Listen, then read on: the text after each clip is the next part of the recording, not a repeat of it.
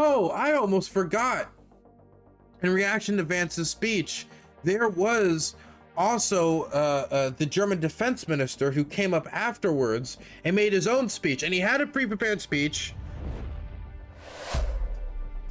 And you can go watch it, and I recommend you watch it. It is somewhat informative, but the interesting portion is what he said at the start, which was not pre-prepared, which was not written in advance, which was said off the fly, off the cuff, shot from the hip after J.D. Vance's speech in reaction to what J.D. Vance said about Germany and democracy and the enemy from within. I wanted to listen to it because it was interesting. This is why I cannot just ignore what we heard before. I cannot not comment on the speech we heard by the US Vice President. We fight for your right to be against us. That is the motto, one of the mottos of the Bundeswehr, and it stands for our democracy. This democracy that was just called into question by the US Vice President, and not just the German democracy, but Europe as a whole. He spoke of the annulment of democracy, and if I understood him correctly, he compares the condition of Europe with the condition that prevails in some authoritarian regimes. Ladies and gentlemen, this is not acceptable.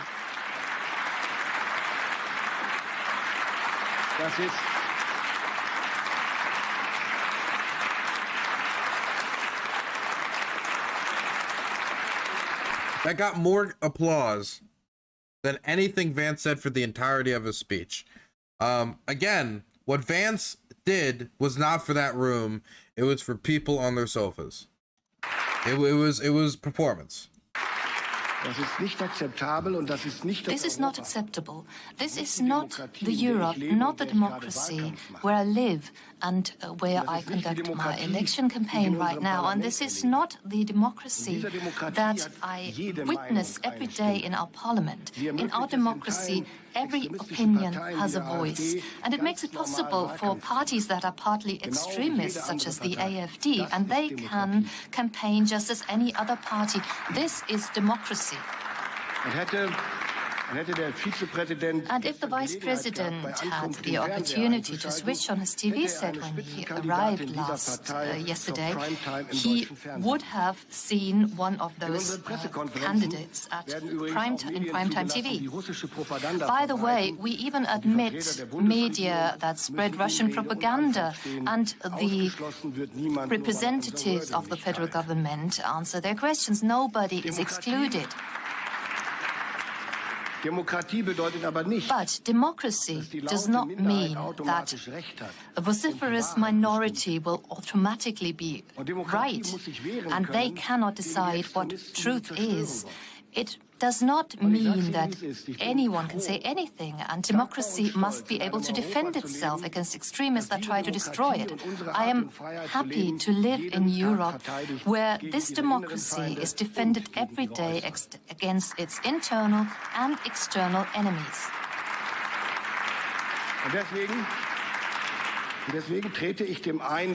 And therefore, I would like to explicitly contradict and oppose the impression that Vice President Vance suggested here, that our democracies oppress and silence minorities. We not only know against whom we defend our countries, but also what we defend it for. It's for democracy, for freedom of opinion, for the rule of law, and the dignity of each and every one, ladies and gentlemen. Ladies and gentlemen, but unlike the Vice President, I would also like to focus my speech on the most pressing questions of European and transatlantic security. Well, wait, let me hear that one more time. Each and every one, ladies and gentlemen. Listen to that one more time.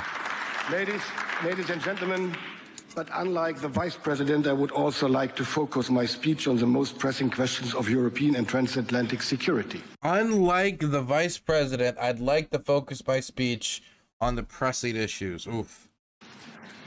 The last days have confirmed what many had speculated for months.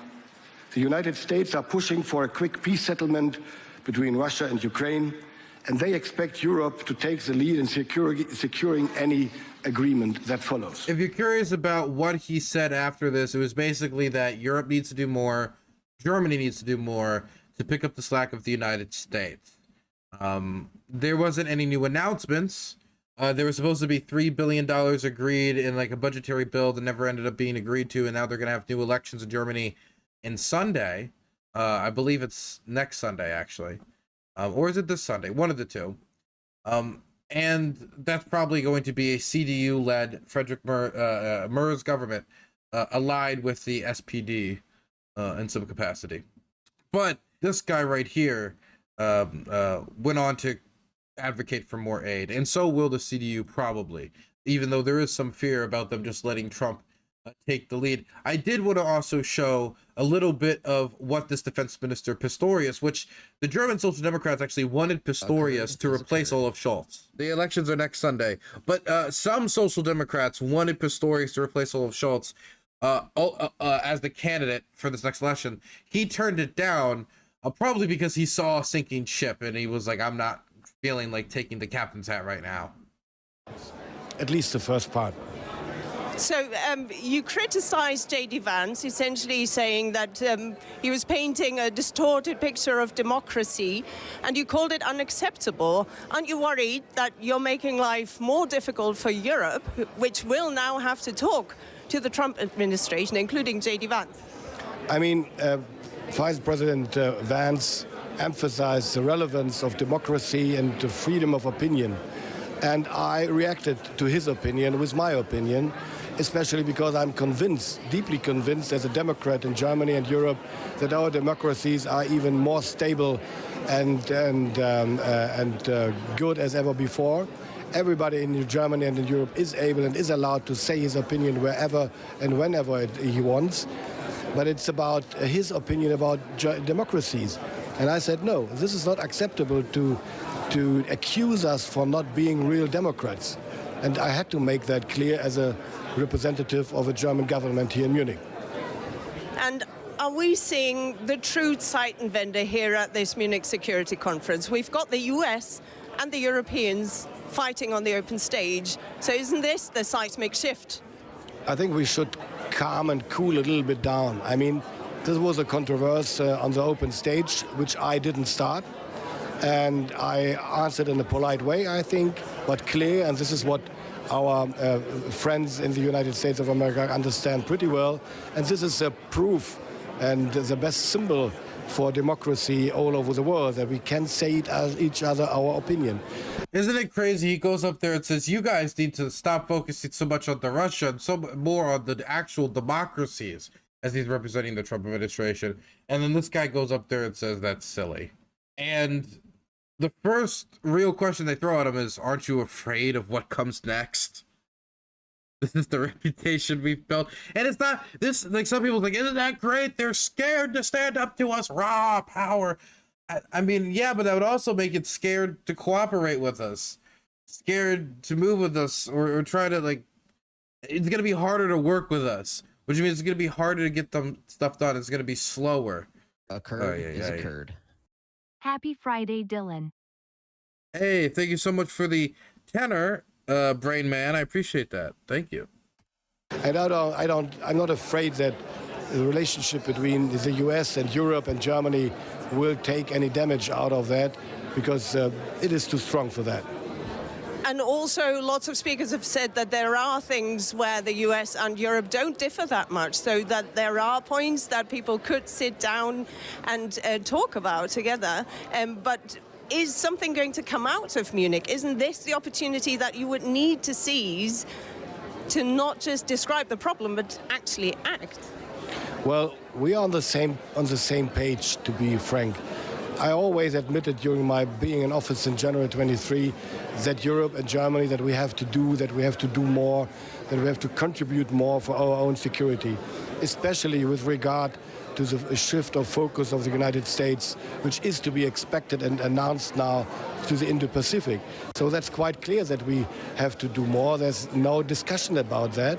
What I suggested yesterday in Brussels is to work together on a joint roadmap to make it possible to orchestrate that burden shifting for the years to come by avoiding at the same time critical capability gaps. This is the exact thing I said that JD Vance should talk about. It's like you need to talk about the shifting of the transit. If you say that European security is a priority, then you need to treat the transition as a transition out of the region, not like an active sprint out of the region. And that means, you know, continuing the shipments up to Ukraine and trying to work with, you know, European ammunition production to try to increase capacity so that there would be enough within the civilization, the shared civilization that he talked about as this beautiful thing that was deserving of some protection or preservation. Well, then that's going to mean coordinating defense armament. That's going to, I mean, and also that's just going to make it more effective. It's going to mean more bang for our buck, and it's going to make it less expensive because we're not going to all have to create our own logistics systems independent with all of us just focusing on making all of the same stuff. Like, we all make the Jeeps, we all make this. We can just specialize, concentrate, spend less money on it, and integrate our alliance structure better. And it also means that we can, you know, again, shift the burden with time. Shift, not run and pivot. In meanwhile, because this is a challenge we have to face, it's quite clear the US will do less in the years to come, and we have to do more. This roadmap, why is it speeded up so fast? Why didn't the Americans propose it? If they say that they are going to do less, surely they have to inform their allies just what they're going to do less, when, by. We are all professionals, and we met yesterday, the day before yesterday, the first time in Brussels. We made acquaintance of each other, Pete Hexet and me and others, and of course we had the first place to discuss the main issues, and then we came to that point, and then I made that proposal. It could have come from Pete Hexet too. It doesn't matter. And the Europeans are very clear that they do want to sit at that negotiating table. What can Germany bring to that table? It is not about what can we bring to the table as Germany. It's about the role of Europeans in those negotiations. I think one thing should be quite clear. If we have a peace in Ukraine, it has to be guaranteed. It has to be security guarantees. Sorry. And somebody has to achieve them to guarantee those guarantees. And the US expect us to do that, at least in a central role. Fine so far, but to do that, we need to be involved in the negotiations about the peace we are expected to ensure afterwards. So that is quite clear. Therefore, we have to talk with the Americans and with others in which structure we can take part. It doesn't mean 27 member states at the negotiating table. This is unrealistic, but any other way can be imaginable too. Is NATO membership off the table for you, for Ukraine? Well, as I already said earlier, I consider it as a mistake to take it off the table before starting the negotiations, as well as the issue of territory questions. Man, but it's anyway, almost like it's so easy to see from a mile away how that's bad diplomacy. Oh my gosh. You know, what was it that Trump said his campaign slogan that Putin took from him was common sense? Can I make an appeal to common sense? You don't give up all your chips before you've arrived at the poker table?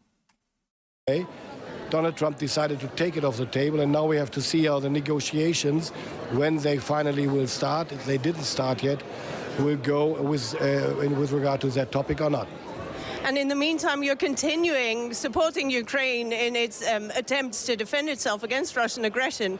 Parts of the German government promised Ukraine another 3 billion euros in aid, including yourself. They did during the last, I believe it was during the traffic light coalition before it fell apart. You know, Olaf Scholz's coalition of him, the Social Democrats with the Greens, and Christian Lindner's Liberals were trying to talk about 3 billion, but then they could not find an agreement between the Social Democrats and the Greens and Christian Lindner, the finance minister, on the issue of taking on debt to continue to support Ukraine and try to fix Germany's public infrastructure problems.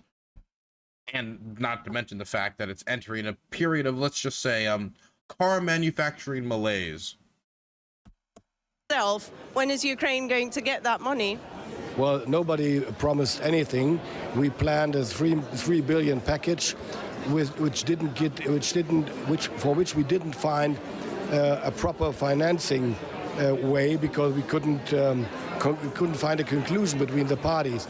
I think after the election, 23rd of February, we will find a solution for the one way to solve it for the other.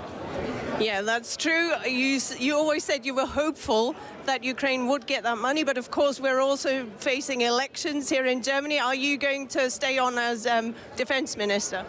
This decision will be up to the voters on Sunday next week, and afterwards we talk about coalition's content of the coalition and personnel.